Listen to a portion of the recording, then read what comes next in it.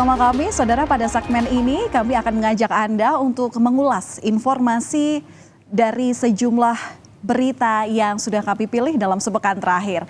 Yang pertama adalah lengkap sudah terkait dengan misi pemimpin tertinggi Gereja Katolik Indonesia, Paus Fransiskus, untuk menyapa umat Katolik di Indonesia. Setelah 4 hari menjalani perjalanan apostoliknya di Indonesia, Paus Fransiskus pada 8 September bertolak ke Papua Nugini. 4 hari yang bersejarah. Kedatangan Paus memberikan kesan dan pesan begitu mendalam tentang kesederhanaan seorang pemimpin. Kesederhanaan Paus ini kembali terlihat saat Paus Fransiskus meninggalkan Indonesia.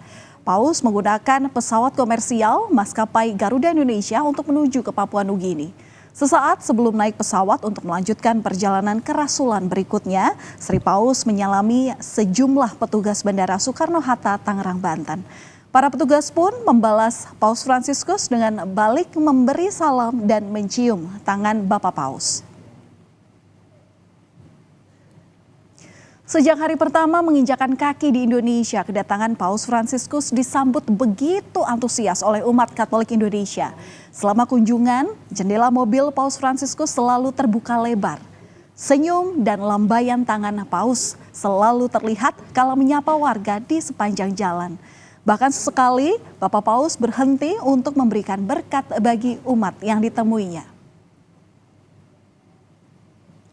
Banyak warga yang berkesempatan bertemu dan diberkati oleh Paus Fransiskus seperti seorang ibu yang sedang mengandung ini, saudara.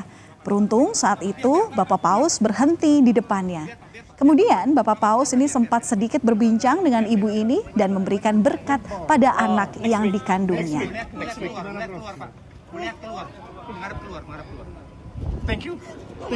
Paus Fransiskus juga bertemu dan menyapa ratusan kaum disabilitas dan lansia di gedung KWI. Mulai dari kaum disabilitas, lansia hingga masyarakat kelas bawah mendapatkan kesempatan khusus bertemu dengan Sri Paus secara langsung.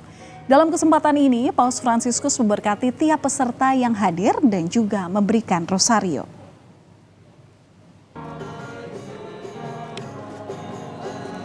Momen hangat dan manis juga terasa saat Paus Fransiskus menuju gereja katedral melalui terowongan silaturahmi usai menemui tokoh lintas agama di Masjid Istiqlal. Imam Besar Masjid Istiqlal, Nasaruddin Umar, ini mencium kening Paus Fransiskus. Dan sebaliknya, Bapak Paus pun membalas dengan mencium tangan Imam Besar Istiqlal. Kedekatan dua pemuka agama ini membawa pesan soal hubungan persahabatan dan toleransi yang tulus antar umat beragama. Nasaruddin menyebut Masjid Istiqlal bukan hanya rumah ibadah semata, melainkan rumah besar bagi kemanusiaan.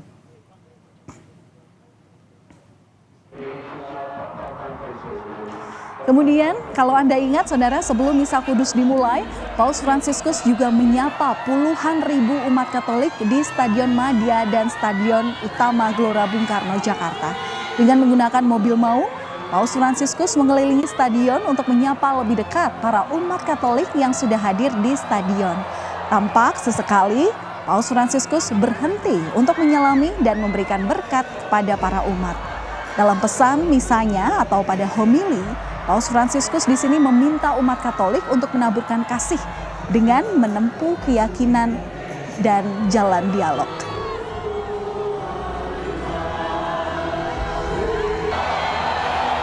Largo, non stancatevi di gettare le reti, non stancatevi di sognare, non stancatevi di sognare e costruire ancora una civiltà della pace.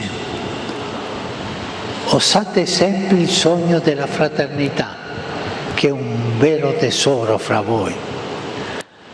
Sulla parola del Signore vi incoraggio a seminare amore, a percorrere fiduciosi la strada del dialogo, a praticare ancora la vostra bontà e gentilezza col sorriso tipico che vi contraddistingue.